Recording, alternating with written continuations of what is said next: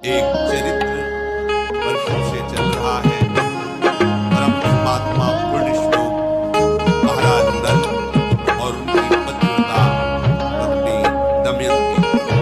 कलयुग ने विचार किया हमारे राज्य में, हमारे शासन में कोई धर्मात्मा सुख प्राप्त कर सके, ये मुझे बर्दाश्त नहीं।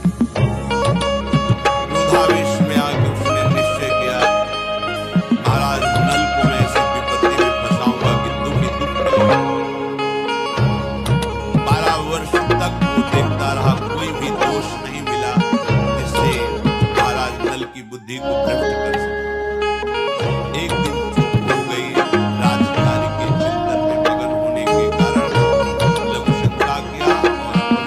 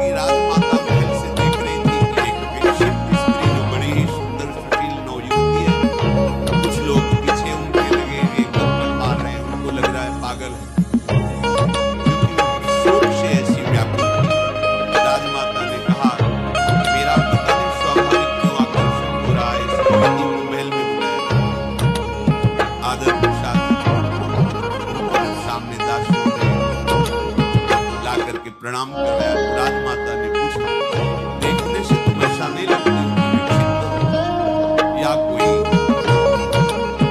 विशेष परिस्थिति में फंसी।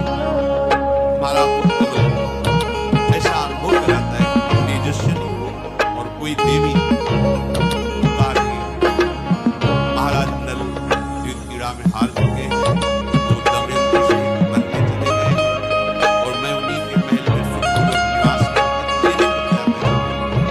उन्हीं की सेवा में थी। अगर वो चले गए तो मेरा कोई आश्रय नहीं बचा। अगर राजमाता आप कृपा कर मुझे आश्रय दे दें तो आपका बहुत उपकार होगा, पर मेरा नियम है, मैं एक पतिव्रता हूँ, किसी के चरण नहीं धोऊंगी, किसी का जूठन नहीं खाऊंगी, किसी पुरुष से संभाषण नहीं करूंगी, केवल ब्रह्म ऋषियों से बात कर सकूंगी। अगर इन नियमों की आप सुरक्षा कर सके तो मैं आपके यहाँ रह पाऊंगा। राजमाता ने स्वीकृति दे दी और कहा, जैसे मेरी बेटी सुनंदा रहती है ऐसे तुम बेटी की दे दो, कोई भय नहीं। इधर महाराज नल बड़े ही व्याकुल होकर के ये विपत्ति कैसे नष्ट होगी, जंगल में भ्रमण कर रहे थे। उसी समय आवाज आई, पुण्य श्लोक धर्मात्मा महाराज नल मेरी रक्षा कीजिए, रक्षा कीजिए। जिधर आवाज आ रही थी उधर वो दौड़ के गए तो देखा दावानल लगा हुआ, जंगल में भीषण आग फैली हुई और कोई आग की ज्वाला के बीच में पुकार रहा। इन्होंने देवताओं को प्रसन्न किया था, अग्नि भगवान ने वरदान दिया था कि कभी अग्नि की दाहिका शक्ति तुम्हें जलाएगी, अर्थात ज्वाला में चंदन की तरह शीतल होते हुए जा सकते हो। वरुण देवता ने आशीर्वाद दिया था, जहां तुम जाओगे वहीं जल प्रकट हो जाएगा। बड़ी देवताओं की आराधना की, अग्नि के प्रभाव से रहित उस ज्वाला में महाराज नल प्रवेश किए तो देखा गया बड़ा ही विशालकाय करकोटक नाग कुंडली मारे बैठा हुआ। नाग ने कहा, महाराज मुझे बचा लीजिए, मैं चल नहीं पा रहा हूँ क्योंकि मुझे देवर्षि नारद का शाप हो गया है। मैंने उपहास कर दिया देवर्षि नारद। संतों का उपहास करना पुण्यनाशक होता है। उस दिन से मैं जड़ की तरह यहीं पड़ा हूँ, हमें दावानल लग गया, मैं एक कदम भी नहीं चल सकता। मैंने देवर्षि से प्रार्थना की थी कि मुझे क्षमा कर दो, तो उन्होंने कहा था जब महाराज नल तुम्हें दर्शन देंगे तो उसी समय तुम हमारे शाप से मुक्त हो जाओ। आप मुझे उठा करके यहाँ से बाहर कीजिए, मैं शाप मुक्त हो जाऊंगा और तुम्हारा मंगल करूंगा। मैं सबसे तेजस्वी नाग, सबसे बड़ा जहरीला, मेरा नाम करकोटक। महाराज नल ने कहा, तुम इतने भयंकर विशालकाय हो, मैं कैसे उठा सकता हूं? उन्होंने कहा कि आप उठाइए, मैं आपके लिए बहुत लंबा हूं। गोद में उठाकर जब बाहर किया रखने लगे तो उन्होंने कहा, नहीं, पहले तुम अपने कदम गिनो फिर रखना, जब मैं रोक दूं तब रुक जाना। 1 2 3 4 5 6 7 8 9 10 जे भी 10 बोला फिर उन्होंने 10 महाराज नल ने कहा, धोखा क्यों किया? कहते थे तुम्हारा कल्याण करेंगे, हमने तुम्हारी प्राण रक्षा की और तुमने हमें डस लिया। बोले, मैं तेजस्वी नाग हूं, मेरा प्रभाव विष का संकल्प के अनुसार होता है। तुम्हारे शरीर पर बिल्कुल प्रभाव नहीं पड़ेगा जहर का। तुम्हारे अंदर बैठा हुआ जो कलयुग है वो चलेगा, उसके अंग अंग में मेरा जहर जाएगा और वो बड़ी शीघ्रता से तुम्हारे शरीर का त्याग करेगा और उसके त्याग करते ही तुम्हारी बुद्धि शुद्ध हो जाएगी और सारी संपत्ति प्राप्त हो जाएगी। ये कलयुग तुम्हें महान दुख दे रहा है। पर काटने के प्रभाव से उनका शरीर काला हो गया और नाटा हो गया। उनका ये क्या किया, मेरा नल रूप जो था वो तो अंतर्हित हो गया, बोले तुम्हारे काम में आएगा क्योंकि शत्रु राजा तुम्हारा नाश कर देगा, इसलिए अब तुम्हें कोई पहचान नहीं पाएगा। आज से तुम्हारा नाम बाहुक होगा, तुम अपने को बाहुक कहना। और ये पट एक वस्त्र कि जब तुम चाहना कि नल रूप प्रकट हो जाए तो ये वस्त्र छोड़कर मेरा ध्यान करना, तुम्हारा ये रूप हट जाएगा और तुम नल रूप में प्रकाशित हो जाओगे और जाओ, तुम्हारा मंगल हो। आज के बाद कभी भी कोई दाढ़ वाला जंतु तुम्हें खा नहीं पाएगा, कोई भी विषैला कीड़ा काटेगा विष नहीं चढ़ेगा। विपत्ति होगी तो मैं सहायता के लिए आ जाऊंगा, ऐसा उसने कहा। महाराज नल से कहा कि तुम्हारे रक्षा के योग्य अयोध्या नरेश महाराज ऋतुपर्ण धर्मात्मा वहां जाओ, उनके समीप जाने से तुम्हारा मंगल हो। बाहु अर्थात महाराज नल राजा ऋतुपर्ण के समीप गए और कहा, महाराज मैं समस्त कलाओं में प्रवीण हूं, विश्व में कोई अस्त्र विद्या का ऐसा ज्ञाता नहीं जो मेरे समान हो। तीव्रगामी रथ से यात्रा बहुत कम समय में पूर्ण कराना ये मेरी हस्तलाघव होगा, और शिल्प कला का मैं बड़ा प्रवीण हूँ और राजनीति का मर्मज्ञ हूँ। आपको जब कभी कोई सलाह की जरूरत होगी तो मैं सलाह भी दूंगा। आप मुझे रख लीजिए, मेरा नाम बाहुक है, अपने सारथी के पद पर रख लीजिए। उन्होंने स्वीकार किया। महाराज नल जिस समय जुआ खेल रहे थे तो दमयंती ने देख लिया था कि उनकी बुद्धि अपवित्र हो गई, इसलिए अपने कुमारी और कुमार इंद्रसेन और इंद्रसेनी को अपने पिता के पास भेज दिया था मायके, और अपने सारथी महाराज नल के सारथी थे, उनका नाम द्वारषणी था, उनसे कहा था कि तुम रथ और घोड़े और हमारी पुत्री को पिता के पास छोड़कर वहां से चले जाना, और जहां तुम अच्छा समझना वहां रुकना जब तक तुम्हारा समय न बदले, और जब समय बदल जाए तो पुनः अपने सारथी पर आकर विराजमान हो। तो वो संयोग से वहां ऋतुपर्ण के यहाँ ही सेवा में थे। जब वार्ष्णी ने देखा इसकी बात और इसके गुण और इसका आभास तो मेरे महाराज नल जैसा है, लेकिन रूप नहीं है, संकुचित है, और अपने साथ रख लिया, क्योंकि वो भी गुरुओं की सेवा में फिर इनको सारथी पद मिला। इधर दमयंती जी के हृदय में बड़ी वेदना हो रही थी कि मैं तो महल में रह रही हूं, लेकिन मेरे पति प्राणेश्वर पता नहीं किस विपत्ति को सह रहे हैं। महाराज भीम दमयंती के पिता थे। जब कुमार कुमारी वहां छोड़े गए तो पता चला परिस्थिति का, उन्होंने शास्त्र ब्राह्मणों को बुलाया और दक्षिणा देकर कहा कि आप दिशाओं में जाइए और सब जगह खोज कीजिए, अगर नल दमयंती का पता आप लगा लेते हैं तो आपको कई हजार गौवें, स्वर्ण मुद्राएं और नगर ये आपकी सेवा में समर्पित करेंगे। ब्राह्मणों ने खोज की। एक ब्राह्मण ने ये सूचना पाई कि यहाँ राजमाता के यहाँ कोई नवीन युवती आई हुई। अब वो कौन है ये मुझे पता नहीं। गुप्तचरों द्वारा उस ब्राह्मण ने जब ऐसा सुना तो महल में प्रवेश किया। ब्रह्म ऋषियों को महल में कोई रोक टोक नहीं होती थी, किसी भी राजा के महल में जा सकते। वहां जाकर राजमाता से कहा, तुम्हारे यहाँ कोई नवयुवती दासी आई हुई है, दर्शन करना चाहती हूं। जब देखा तो बचपन से उन्हें देख रहे थे दमयंती, क्योंकि वही राज दरबार के पुरोहित थे। देखते ही उन्होंने कहा, बेटा तुम अपने मस्तक को धोइए, क्योंकि मस्तक में एक दिव्य चिन्ह था जो बचपन से वो पहचानते थे। ये धोया तो समझ गए दमयंती।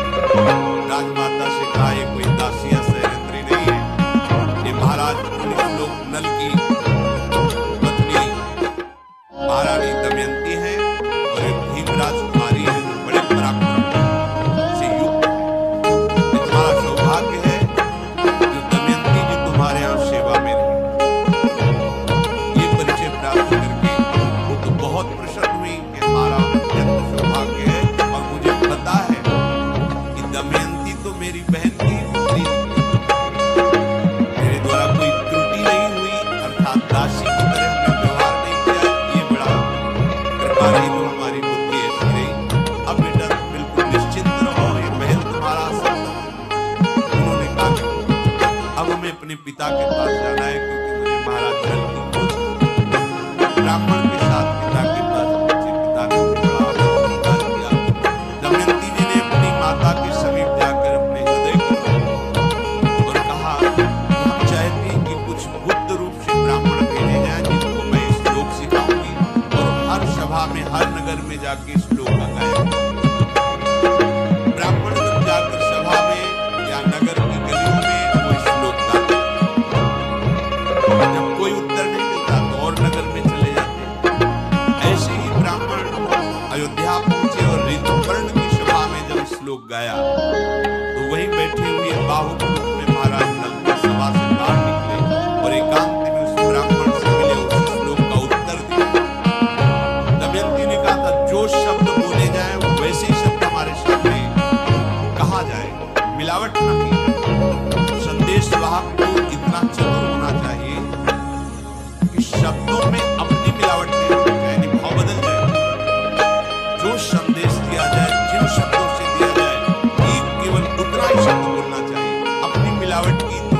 भाव बदल गए। इसलिए ब्राह्मण से कहा था जैसे शब्द बोले जाए वही बोलना है।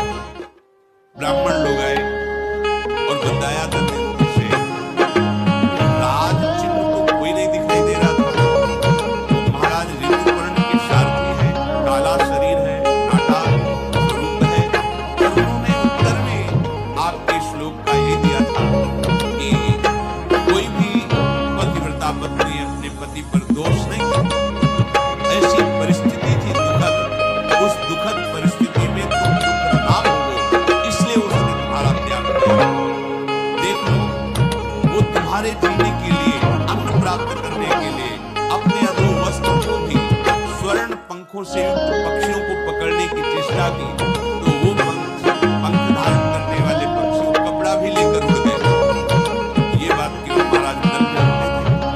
दमयंती जी ने कहा निश्चित महाराज नल ही है, दूसरा कोई नहीं, पर रूप क्यों नहीं है ये मुझे पता नहीं, क्योंकि ये हमारे और महाराज नल के बीच का संवाद केवल महाराज नल जानते हैं। दमयंती ने अपनी माता से कहा मैं एक गुप्त कार्य करना चाहती हूँ जिसे महाराज पिता भीम से भी ना जान पाए और कोई नगर का एक भी नागरिक न जान पाए। माता ने सहयोग दिया। दमयंती जी ने कुछ ब्राह्मणों को भेजा कि केवल महाराज अयोध्या में ऋतुपर्ण से जाकर कहो कि दमयंती ने वरण करने के लिए दूसरा स्वयंवर रचा है। बहुत से राजा और राजकुमार आए, आपका भी निमंत्रण है, पर वो बड़ी शीघ्रता से स्वयंवर रचा है, इसलिए समय नहीं है, सुबह ही स्वयंवर है, ऐसा बोलना था। ब्राह्मणों ने, ऋतुपर्ण जी ने दमयंती का स्वरूप, सौंदर्य, महिमा सुनी। उन्होंने कहा कि कोई हमें सुबह तक पहुंचा ही नहीं पाए। 100 योजन अयोध्या से दूर है, कैसे कुंदनपुर में हमें सुबह तक कोई पहुंचा सकता है। तो सारथी बाहुक ने कहा सुबह तो बहुत समय होता है महाराज, मैं संध्या होते होते आपको पहुंचा दूंगा। उनका बातें बनाने से नहीं होता, बहुत बड़ी यात्रा है, 400 और रथ से इतने कम समय में पहुंचा देना। उनका महाराज मेरी यही अष्टविद्या है, तो उनका तुम शीघ्र घोड़े छाट कर लाओ और मैं तैयारी करता हूँ, स्वयंवर में मैं दमयंती की सम्मिलित होना चाहता हूँ। 4 ऐसे मरे से घोड़े छाट के बात हमारा जवाब था। ये घोड़े कहीं एक नगर से दूसरे नगर में नहीं जा सकते, इतनी लंबी यात्रा। बोले हम पर विश्वास है, तुम्हारे राज परिवार के घोड़ों में ऐसे घोड़े है ही नहीं जैसे ही बलवान घोड़े, तुम्हें निर्बल दिखाई दे। आप आइए और रथ पर बिराजे। जे ही रथ पर वो विराजे, घोड़ों ने घुटने टेके। उनको लगा कमजोरी के कारण। उनका देखो जब मैं बैठा तो ये घोड़े घुटने टेके, ये यात्रा करेंगे। बोले महाराज अब ये भूमि को प्रणाम करके भूमि का स्पर्श भी नहीं करेंगे, ये वायु वेग से चलने वाले घोड़े, और मैं इनकी परीक्षा करके इनको जांच करके लाया हूं। ऐसा ही रथ पर विराजमान हुए, चल पड़े। अचानक वो दुपट्टा संभाल नहीं पाए, गिरा। उन्होंने कहा हमारा दुपट्टा गिर गया है, रुको। तो उनका महाराज पता है कितने पोषा पाते निकल चुके, आपका दुपट्टा गिरा और आप बोले इतने में कई योजन हम आगे निकल चुके हैं, इतनी तीव्र गति रथ की। तो उनका आश्चर्य है तुम्हारी अश्वविद्या को, पर मेरी भी विद्या आप समझ लीजिए, मैं गणित विद्या में पूरे विश्व में नंबर 1 पे। तो उनका महाराज कहना अलग बात होता है, प्रमाण दीजिए। ऐसे चलते हुए कहा ये बहेड़े का वृक्ष है, इसमें जितने ऊपर पत्ते लगे हुए हैं उससे 102 पत्ते नीचे ज्यादा गिरे हुए हैं। एक डाल में इतने फल, इतने पत्ते, इतने पुष्प हैं। रथ रोक दिया और कहा मैं गणना करके ही प्रमाणित। उनका अगर इसकी गणना में लगोगे तो स्वयंवर में नहीं पहुंचोगे, आप निश्चित रहे। देखा एक डाल काट करके जितने पत्ते बोले थे उतने ही पत्ते, उतने ही फल, उतने ही पुष्प। उनका महाराज आपकी गणित लाजवाब, तो उनका गणित ही नहीं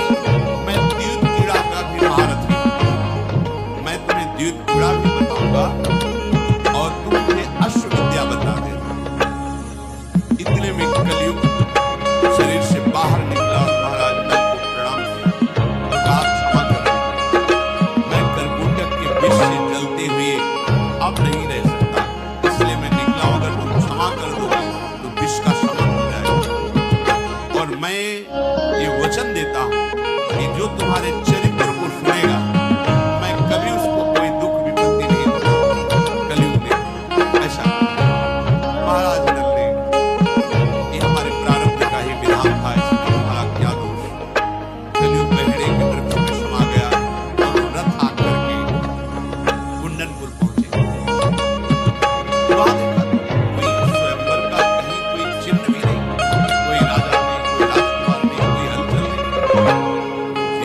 बड़े ही विद्वान राजा मन में हुआ कि ऐसा ब्राह्मण लोग मिथ्या भाषण नहीं करते, तो ये हमारे यहाँ जाके बोले कि स्वयंवर यहाँ पर रचना नहीं। ये भी महाराज भीम ने सुना कि बड़े बलवान विद्वान धर्मात्मा राजा ऋतुपर्ण पधारे हुए हैं, उनको वैसे ही अंबानी की महल में लाए, स्वागत किया और कहा महाराज अचानक आपका आगमन, मैं जानना चाहता हूँ कि किस कारण से। वो तो बोल नहीं सकते कि स्वयंवर के कारण, हाँ, कुछ भी स्वयंवर। उन्होंने कहा बस आपसे मिलने की इच्छा हुई इसलिए चला गया। उनको लगा ऐसा कैसे हो सकता है, इतना बड़ा राजा मिलने के लिए आया हो, बिना किसी कारण के। कह रहे थे महल में उनकी विश्राम की व्यवस्था की, रथ को एकांत में जहाँ अश्वशाला थी वहां खड़ा करके घोड़ों को छोड़ा और सेवा में बाहुक जो महाराज नल है, घोड़ों की रखवाली करने वाले बाहुक दासी के द्वारा दमयंती ने कहा कि आप इनकी चेष्टाओं पर नजर रखें। यद्यपि मेरा हृदय कह रहा है कि महाराज नल पधार चुके हैं, रथ की घड़घड़ाहट से मुझे अनुभव हो गया ऐसा रथ केवल महाराज नल चला सकते हैं। पर यहाँ तीन दिखाई दे, एक महाराज ऋतुपर्ण, दूसरे वार्ष्णेय और तीसरा वो जो काला और घाटा, महाराज नल कहाँ है? और मुझे आभास हो रहा है कि मेरे पति पधारे, जो सत्य पे चलता उसका हृदय कभी मिथ्या संकेत नहीं, जो सत्य बोलता उसकी वाणी कभी मिथ्या नहीं होती, जो पातिव्रत धर्म से युक्त है वो अपने पति के स्वामी पिता का आभास निश्चित करता है। दमयंती जी ने अपनी दासी से कहा आप जाकर इनकी चेष्टाओं पर नजर कीजिए। ये महाराज ऋतुपर्ण के सारथी के रूप में जो है, क्या मेरे महाराज नल है? पर महाराज नल तो बड़े तेजस्वी गौरांग बदन और ये काले रंग के, विश्वास मेरा कहता है महाराज नल है, पर प्रमाण कहता है कि नल नहीं है, मुझे प्रमाण चाहिए। दमयंती बोली दासी से, केशनी तुम मेरा एक काम करो, ये छोटी छोटी बाहों वाले जो कुरूप रथवाहक हैं, इनके निकट जाओ और मैं जैसे शब्द बोल रहे हूं वही बोलो, मधुर वाणी से पूछना तुम्हारा कुशल है। साथ ही उनके नेत्रों को देखना, उनकी चेष्टाओं को देखना, फिर मुझे मेरी जो शंका है कि मेरे महाराज नल है पर बाहरी प्रमाण नहीं है, फिर मैं जैसा विचार करूं फिर वैसा करूं।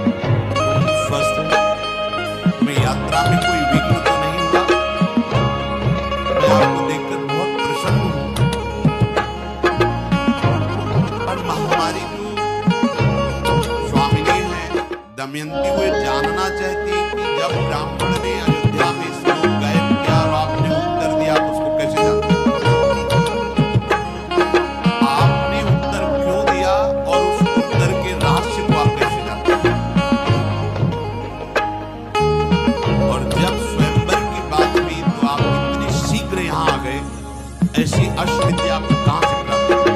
या तो महाराज नल में है, या महाराज नल जिसको शिक्षा दे दे उसमें। आप इन दो बातों का उपयोग। बाहु बोले वो वार्षणेय है जो महाराज नल के सारथी हैं, और उनको तो जानते हैं अयोध्या नरेश, और मैं उनका सारथी हूं। मैं अश्वविद्या में महाराज नल से बिल्कुल कम नहीं हूं।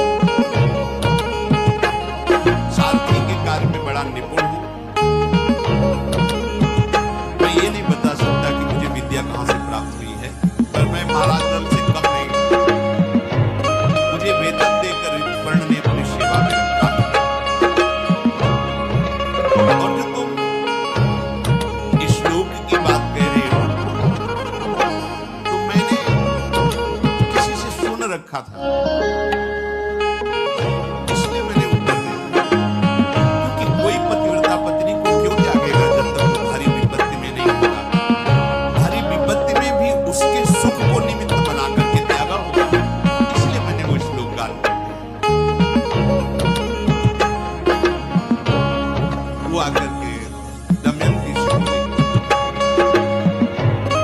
आपने जो प्रश्न किया था उसका उत्तर ऐसा होगा। हृदय में बहुत जल रही। अभी कोई हमें संकेत नहीं मिल रहा कि हमारे महाराज नल है, पर मेरा हृदय कहता है कि मेरे महाराज नल है।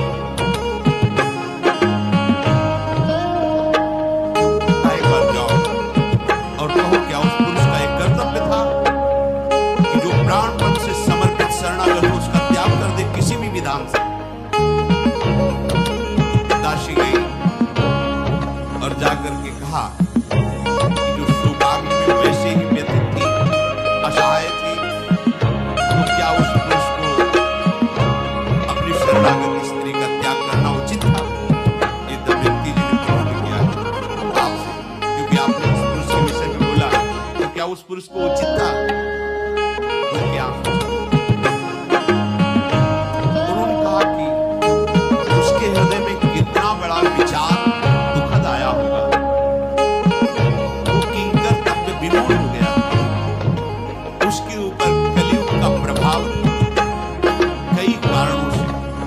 उन्होंने अपनी प्रिय पत्नी का त्याग किया, ना कि क्रोध से, ना कि दोष से। जिसके वस्त्र अपहरण कर लिए गए, जिसका राज्य अपहरण कर लिया गया, जो भटक रहा है, दुखद परिस्थिति में है, वो अपनी पत्नी को कैसे दुख देने की बात सोच सकता है? इस परिस्थिति में पत्नी को दुख ना मिले, इसलिए उसने त्याग किया। दमयंती जी ने जब ये उत्तर सुना तो उनका महाराज के सिवाय बात नहीं कही। फिर जाओ,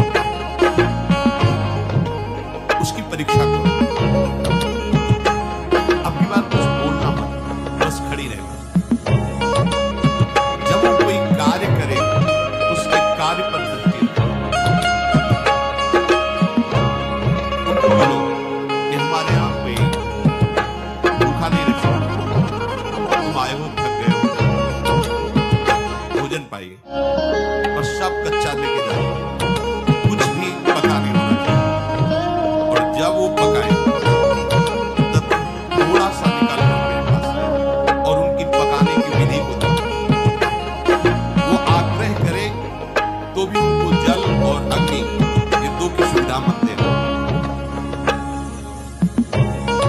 तुम्हें जो लक्षण दिखाई दे वो अक्षरशः मेरे से आके दमयंती के ऐसे कहने पर उनकी दासी केशनी वहां गई और बाहु से कहा कि हमारे यहाँ भूखा कोई नहीं है। महाराज तो महल में पा रहे हैं, आप स्वयं बना लीजिए कुछ फल और कुछ रांधने की वस्तुएं जो भोजन में वो रखी, और कहा आप स्वयं अपने अनुकूल बना लीजिए। आपको कैसा अनुकूल पड़ता है वो आप अपने अनुकूल पात्र रख दिए भोजन, ना किसी पात्र में जल, ना कोई। बाहुक ने ऐसे पात्रों को स्पर्श किया जल, उनको वरुणदेव का आशीर्वाद था। तुम जैसे ही जल का चिंतन करोगे वही जल प्रकट हो जाएगा। खाद्य पदार्थों को धो करके और जीव ही चढ़ाया, वो अग्नि का चिंतन किया तो अग्नि प्रकट हो गई। बिना कोई लकड़ी धन के अग्नि स्वयं प्रकाशित हो गई। इन चेष्टाओं आश्चर्यचकित हो गए और वो अपने हाथ से अग्नि को संभाल रहे। हाथ में कोई अग्नि जल रही थी, वरदान था। जितना जल चाहिए उतना ही जल प्रकट हो जाता। आश्चर्यजनक बात कि उनके हाथ में जो फूल स्पर्श हो जाए वो मुरझाएगा नहीं। मशल दे तो भी फूल मसलेगा नहीं और सुगंधित और खिल जाएगा। ये अद्भुत लक्षण देख करके वो शीघ्रता पूर्वक गई और दमयंती जी से कहा कि बाहु की ये चेष्टाएं हमने देखी। उनकी चेष्टाओं में दमयंती जी ने पूरे महाराज नल की शक्ति को देखा कि ये बाहु तो केवल महाराज नल को प्राप्त हुआ। उनका एक और परीक्षा, उनके पकाए हुए भोजन, क्योंकि धर्मराज ने आशीर्वाद दिया था उस भोजन में अमृत का स्वाद मिलेगा। चारों दिन देवराज, इंद्र, अग्नि, वायु और धर्मराज, ये चारों बहुत प्रसन्न थे महाराज नल। बातचीत में लगाकर चतुर्दाशी ने थोड़ा सा भोजन निकाला और वो दमयंती को जाके दिया। दमयंती ने जीव ही पाया उनका पक्का पक्का ये महाराज नल। अब मुझे पूर्ण विश्वास हो गया, कोई संशय नहीं, ये महाराज नल है। और वो व्याकुल होकर के रोने लगे। किशनी से कहा है, इंद्रसेनी और इंद्रसेन कुमार कुमारी को ले जाओ, उनके समीप जाओ, देखो उन बच्चों के साथ कैसी चेष्टा करते हैं। इंद्रसेना और इंद्रसेनी को समीप ले गए। महाराज नल जो बाहु रूप में थे, कई वर्षों बाद अपने बच्चों को दौड़ दोनों बच्चों से लिपट करके बहुत जोर जोर से रोने, एकदम सावधान और दासी से कहा, बड़े प्यारे बच्चे हैं, मैं अपने बच्चों से अलग हूँ, इसलिए इन बच्चों को देखकर मुझे अपने बच्चों का प्यार आ गया, इसलिए दुलार किया। देखो तुम बार बार यहाँ मत आओ, बच्चों को ले जाओ और यहाँ मत आओ, कहीं कोई शंका न करो, अब दोबारा यहाँ मत आओ। वो बच्चों को लेकर चली गई और पूरा वैसे बताया महाराज ऐसी ऐसी चेष्टा करके रोने लगे। महाराज नल बाहु के रूप में है। दमयंती ने अब निश्चय किया कि अब मैं दर्शन करूंगी, अब कोई संशय नहीं, मेरे महाराज नल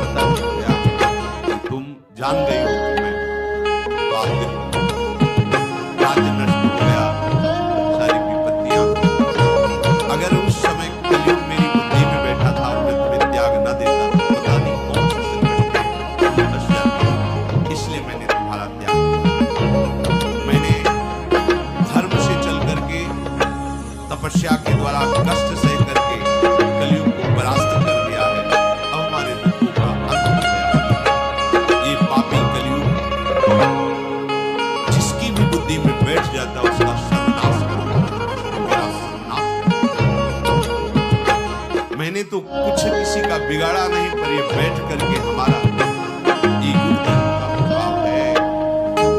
एक ही उपाय है जिससे इसके प्रवाह से आप बच सकते हो, ये बहा के ले जाएगा। कलयुग केवल नाम आधारा, सुमिर सुमिर नर। यदि नाम जप करोगे तो तुम्हें कलयुग का प्रभाव पड़ा। ये अपने प्रभाव में मान लीजिए बड़ी जीवन के बाद, मरने के बाद जो गति होती है, आप उसको ये मत समझिए कि नहीं नहीं कोई नर्क नहीं, कोई गति दुर्गति नहीं होती, तुम्हारे कहने से नहीं होता। यहाँ तुम अपराध करते हो तो जेल मिलती है ना, पहले तुम्हारी पिटाई होगी, फिर तुम्हारा मुकदमा चलेगा, फिर सजा सुनाई जाएगी, आजीवन कष्ट भोगोगे। एक गलती का फल आजीवन। तो जैसे कहा जाता है कि हजारों वर्ष तुम्हें नरक भोगना पड़ेगा। एक की थी, आजीवन कारावास को मिलेगा। तो सोचो, यहाँ एक गलती अगर साबित हो गई, हिंसात्मक, व्यभिचारात्मक, तो उसका परिणाम आपको जीवन भर क्लेश भोगना पड़ता है। तो क्या तुम जो पापाचरण कर रहे हो, इसका परिणाम तुम्हें नरक नहीं भोगना पड़ेगा? तुम्हारे ना कहने से कभी हो जाएगा। समझो, तुम्हारे ना कहने से हो जाएगा। अरे कोई राजकीय कानून नहीं है, जो मन आए सो करो। जब फंस जाओगे, प्रमाणित हो जाओगे,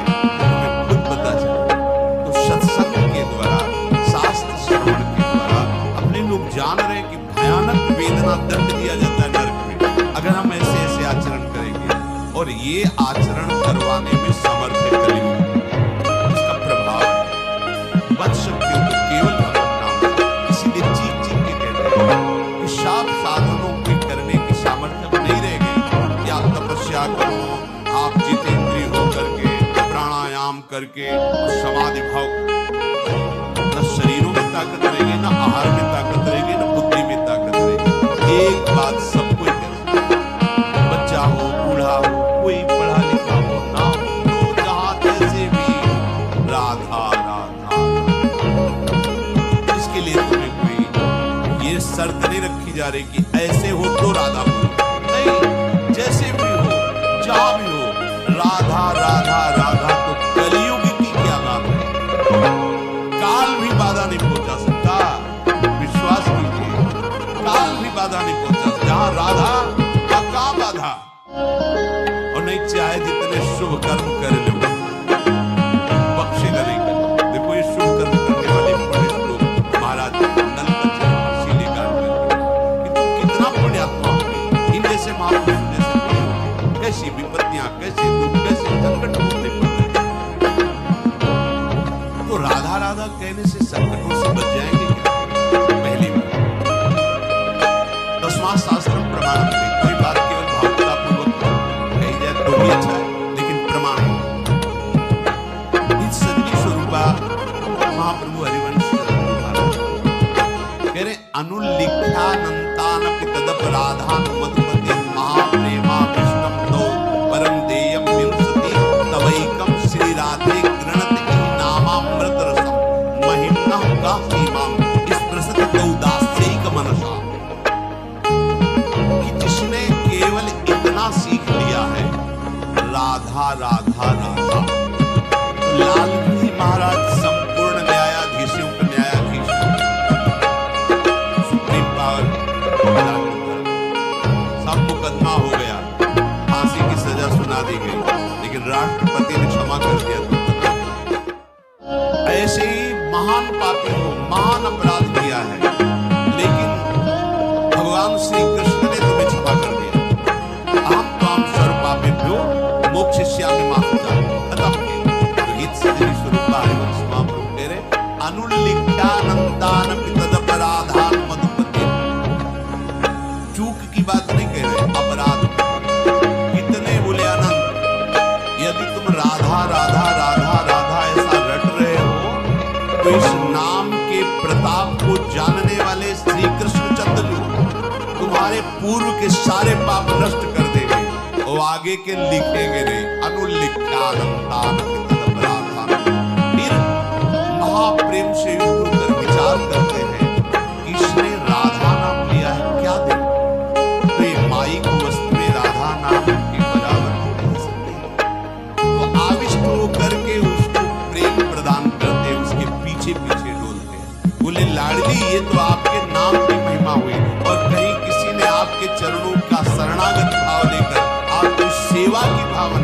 दासत्व की भावना कर ली तो उसको क्या देंगे? ये तो केवल नाम की महिमा राधा नाम। कलयुग की कोई चाल नहीं चल सकती, काल की कोई चाल नहीं चल सकती। जब आप राधा राधा राधा राधा रटेंगे ना तो राधा नाम का एक प्रभाव है।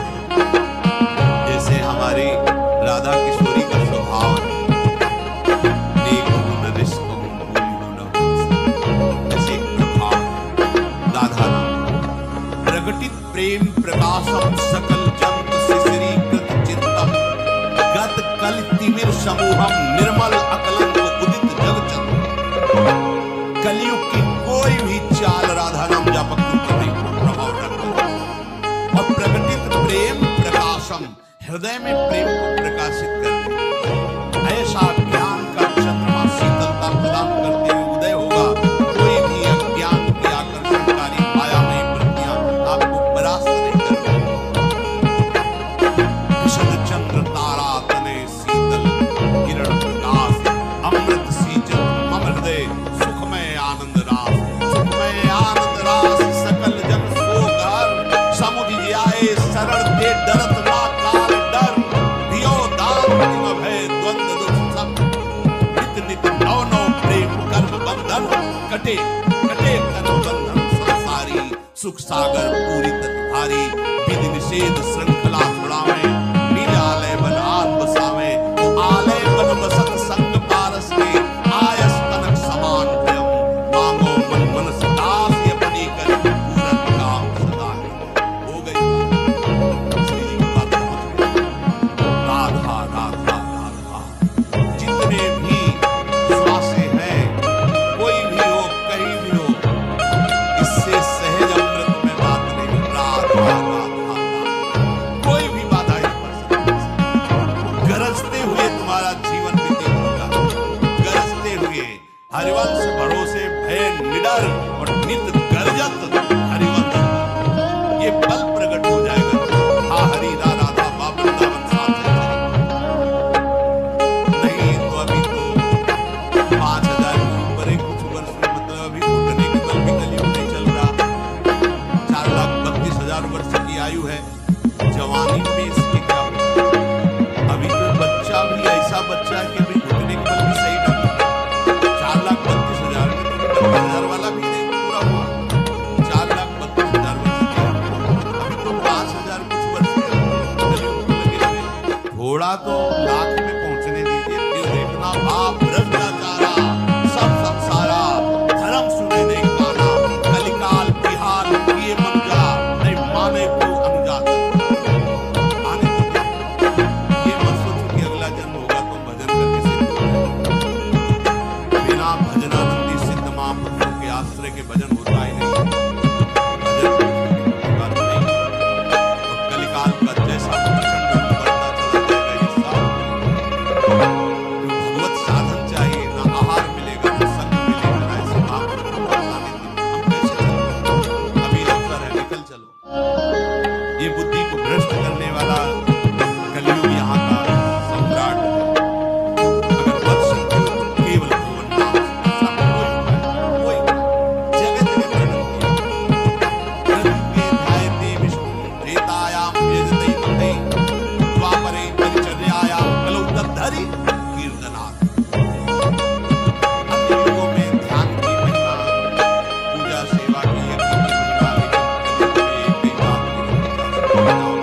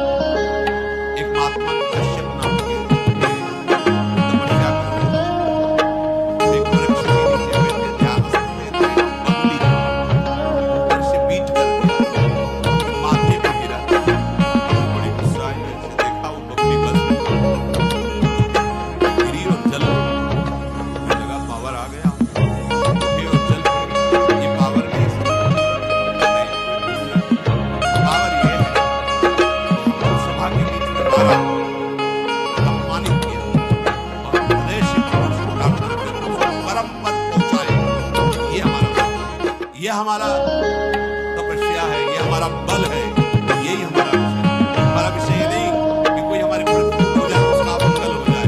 नहीं, अगर कोई हमें गाली देता है, हमारा अपमान करता है, हमारी निंदा करता है, तो हमारी साधुता इसी बात की है उसका मंगल हो, उसका कभी अमंगल ना हो। ये नहीं कि उसको भस्म कर दिया, उसको दंड दे दिया, या अपने तपोबल से विघ्न डालकर उसके जीवन को मिथ्यामेट कर दिया। ये राक्षसी भाव कभी नहीं। देखो ठाकुर हरिदास बार घोड़े से 22,000 घोड़े मार मार करके जान से मारने की चेष्टा कर रहे हैं। बोले हरि बोल करता है। मुस्कुरा कर देखा, बोले अब तुम्हारा कल्याण। 2 बार हरि बोला ना, देखो अभी तक उनको अपनी चिंता नहीं, चिंता है कि जल्लादों के कल्याण में हरि बोल। ईशा मसीह को टांगा गया, अश्वधारा चली। निज जनों ने पूछा, प्रभु क्या आप मेरा उनका हृदय शरीर मैं इनके लिए ईश्वर से प्रार्थना करता हूँ कि जिन्होंने मुझे क्रूर पर टांगा है, इनकी बुद्धि शुद्ध करना, इनको सदैव सुख प्रदान करना। प्रभु ये आपके बच्चे अज्ञानी हैं, इनको कभी दंड ना देना। ये आत्मा के थोड़ी की पगड़ी ने रख दिया, उसे बंद कर दिया। ये तपस्या में बल है, और तपस्या अबोध प्राणियों की हिंसा करने के लिए है क्या? अब वो अहंकार से उठे और एक घर में भिक्षा के लिए गए, आवाज लगाई भिक्षाम दे। घर से बहू निकली, उसने कहा, ये अभी आप और दूसरे दरवाजे से उनके पतिदेव पधारे। तत्काल उन्होंने पतिदेव का आगमन, यही उनकी परिचर्या में रह गई। तो जल पिला दिया, तो कहा आपने भिक्षावृत्ति के लिए आपकी आज्ञा भिक्षा दे आए। अवश्य अवश्य, अगर आप पहले बता देती तो आप नहीं चली जाती। हमारा पहला कर्तव्य है आपके इसलिए आपने आदेश किया। बहुत गुस्सा हुई, मम्मी को जला दिया। वो गए, इतना विलंब कैसे हुआ? महाराज, मैं एक पति हूं, मेरे लिए मेरे पति से बढ़कर कोई नहीं। अगर आपको भिक्षा देने आए तो उनके भवन में आप आए। मेरा आपसे आदर भाव पति के भवन में आने के लिए, और मेरे प्रति पधारे, मेरा आदेश लेकर मुझे जानती नहीं हो, वो प्रेम की बदली मत समझ ले। उस देवी ने कहा, प्रेम की बदली मत समझ लेना कि तुम गुस्सा से देखो नहीं पाते। अभी तुम बच्चे हो, तुम्हें पता ही नहीं तपस्या किसे कहते, धर्म किसे कहते। एक अबोध प्राणी को भस्म करके तुम अपने को सिद्ध समझते हो।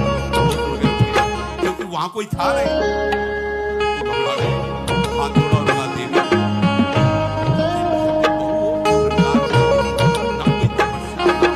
कैसे जानती हो? बोले मुझे तीनों कालों का ज्ञान है, केवल अपने पति की आराधना करती हूँ। मैं अपने पति को भगवान मानती हूँ, मन वचन कर्म से उनकी सेवा में रहती हूँ, कभी मिथ्या छल कपट नहीं करती, इसलिए मुझे पूरा तीनों काल का ज्ञान है। क्या हुआ है, क्या हो रहा है, क्या होगा, तीनों का ज्ञान है। अभी तुम अबोध हो, तुम्हें ज्ञान की आवश्यकता है। कहाँ जाओ? बोले जाओ, एक व्याध है, व्याध के पास जाओ, वो तुम्हें बताएंगे कि ज्ञान किसे कहते हैं।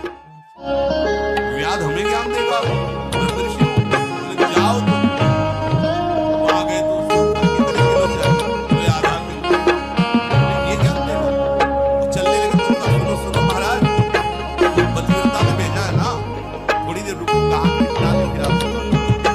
बिना फोन का बोले बताओ, हम तो यहाँ त्रिकाली स्नान करते हैं, प्राणायाम से क्या गए, और ये मानसिक पता है। तो उन्होंने मुझे बड़ा आश्चर्य किया, सिद्धि प्राप्त की। बोले मैं अपने माता पिता को 8 महीने की सेवा करता हूँ, व्याध कुल में जन्मा हूँ, इसलिए कुल का कर्म करता हूँ, कोई हिंसा नहीं करता हूँ, कोई झूठ छल कपट नहीं करता हूँ। घर ले गए, सिंहासन पर अपनी माता को साष्टांग प्रणाम किया, दिखाया। मैं 8 पैर जैसे भगवान की सेवा की जाती है, अपने माता पिता की सेवा करता हूँ, इनको मैं अपना भगवान मानता डाउन